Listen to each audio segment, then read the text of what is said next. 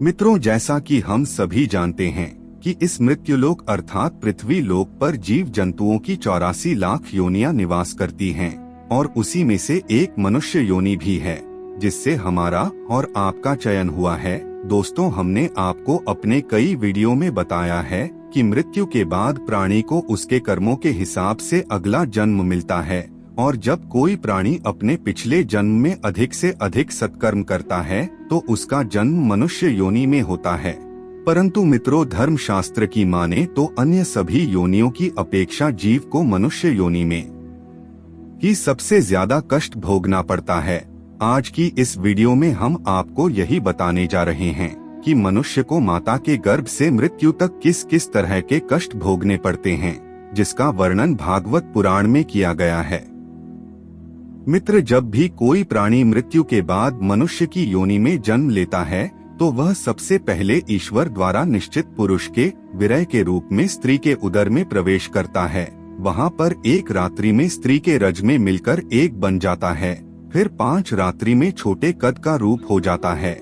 इसी तरह 1 महीने में उसके सर निकल आते हैं, 2 मास में हाथ पांव आदि अंगों का निर्माण हो जाता है और 3 मास में नख अर्थात नाखून, चर्म यानी त्वचा स्त्री पुरुष के चीन तथा अन्य छिद्र उत्पन्न हो जाते हैं। 4 मास में उसमें मांस उत्पन्न होने लगता है। फिर 5वें महीने में गर्भ में पल रहे शिशु को भूख प्यास लगने लगती है और 6ठे माह से झिल्ली से लिपट कर कोट में घूमने लगता है। उस समय माता के द्वारा ग्रहण किए हुए अन्य जल आदि से उसकी भूख मिटने लगती है और भी कमी आदि जंतुओं की उत्पत्ति स्थान में पड़ा रहता है। सुकुमार तो होता ही है जब वहाँ की बू के कीड़े उसके अंग नोचते हैं, तब अत्यंत क्लेश के कारण शासन में अचेत हो जाता है। इतना ही नहीं, माता के खाए हुए कड़वे तीखे गरम नमकीन रूखे और खट्टे आदि पदार्थों का स्पर्श होने से उसके सारे शरीर में पीड़ा होने लगती है। वह जीव माता के गर्भाशय में झिल्ली से लिपटा और आंतों से घिरा रहता है। उसका सिर पीठ की ओर और पीठ और गर्दन कुंडलाकार मुर्दे रहते हैं।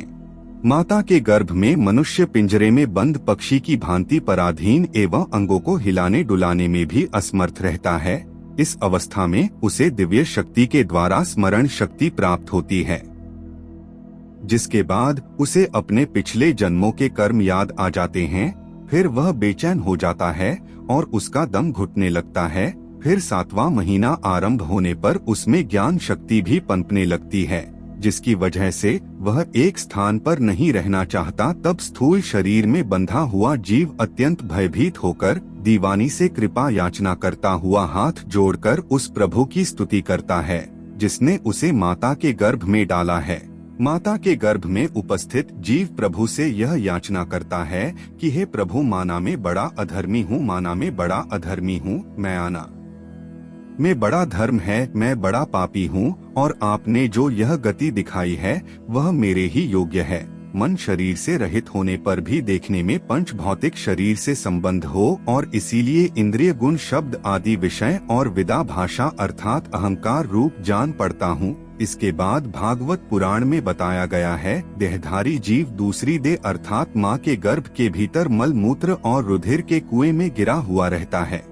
उसके पाचन रस की ऊष्मा से गर्भ में मौजूद जीव का शरीर अत्यंत संतप्त होता रहता है।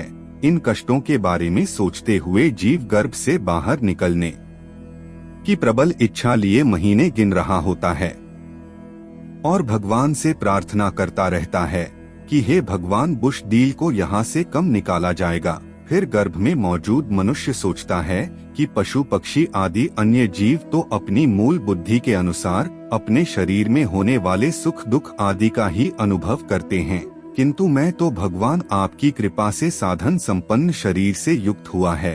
आपकी दी हुई विवेक बुद्धि से अपने शरीर के बाहर और भीतर अहंकार रूपी आत्मा का अनुभव करता हूँ। भगवान, इस अत्यंत दुख से भरे हुए गर्भाशय में यद्यपि मैं बड़े कष्ट से रह रहा हो तो भी से बाहर निकलकर संसार में अन्नकूट में गिरने की मुझे बिल्कुल इच्छा नहीं है, क्योंकि उसमें जाने वाले जीव को आपकी माया घेर लेती है, जिसके कारण उसके शरीर में अहम बुद्धि हो जाती है और उसके परिणाम में उसे फिर संसार चक्र में ही रहना होता है।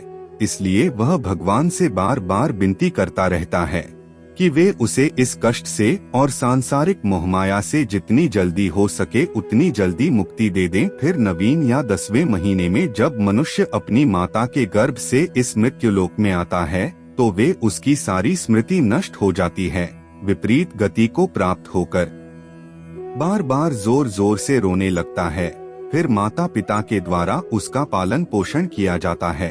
शिशु अवस्था में जो मनुष्य को खाट पर सुला दिया जाता है तो उसे खटमल आदि जैसे कई कीड़े काटते रहते हैं, लेकिन तब उसमें शरीर को खुजलाने उठाने अथवा करवट बदलने की भी सामर्थ्य न होने के कारण वह बड़ा कष्ट पाता है। उसकी त्वचा बड़ी कोमल होती है, इसलिए वे से बाहर होने के कुछ नहीं कर सकता। इसी तरह मनुष्य बाल्यावस्था के दुख भोग कर युवावस्था में पहुंचता है।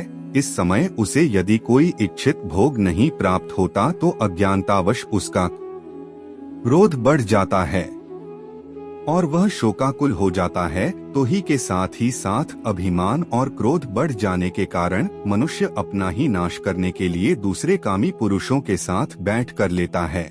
इतना ही नहीं, खोती बुद्धि और अज्ञानता के कारण मनुष्य में मेरे मन का अभिमान करने लगता है, जो शरीर से मृत्यु काल तक अनेक प्रकार के कष्ट ही देता है।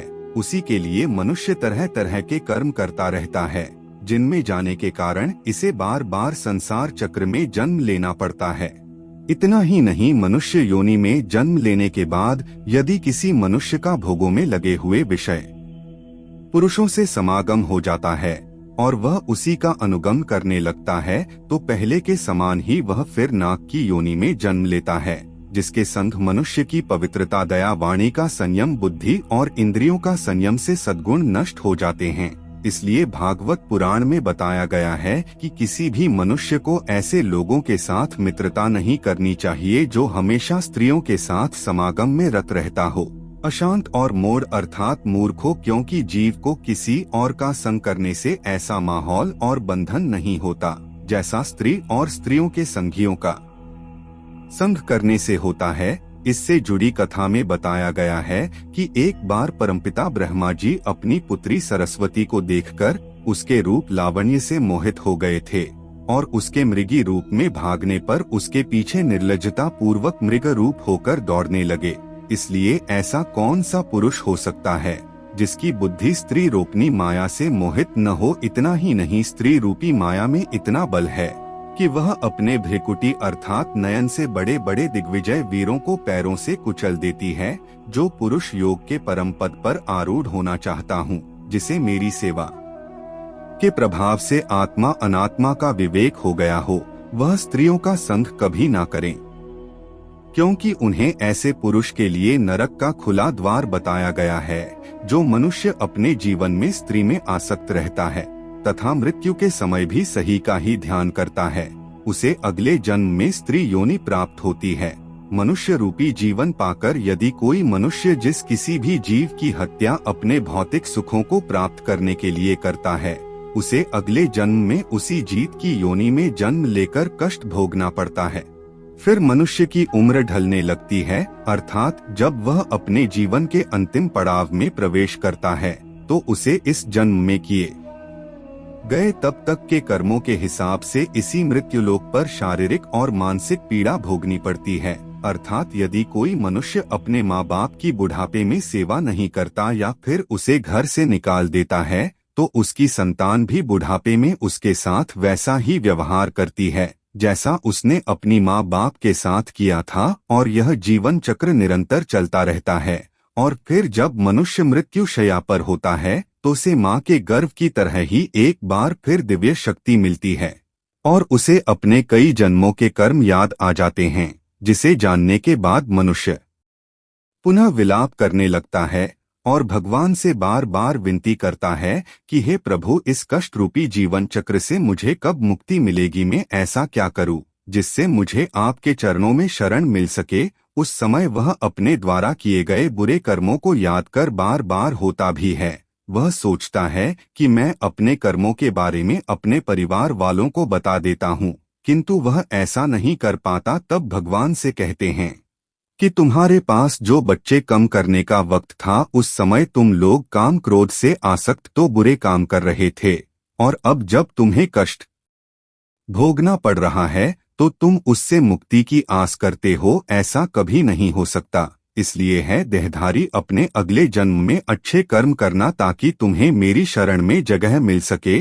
फिर इसके बाद यमदूत उसके शरीर से आत्मा निकाल कर ले जाते हैं और बच जाता है तो वह स्थूल शरीर। इसलिए मनुष्यों को चाहिए कि वह भगवान के द्वारा मिले मनुष्य रूपी जीवन में अधिक से अधिक सत्कर्म कर जन्म मृत्यु के चक्र से खुद को मुक्ति दिलाने और सदा के लिए भगवान के चरणों में अपना स्थान बना लें। मित्रों, आज की वीडियो यहीं समाप्त होती है।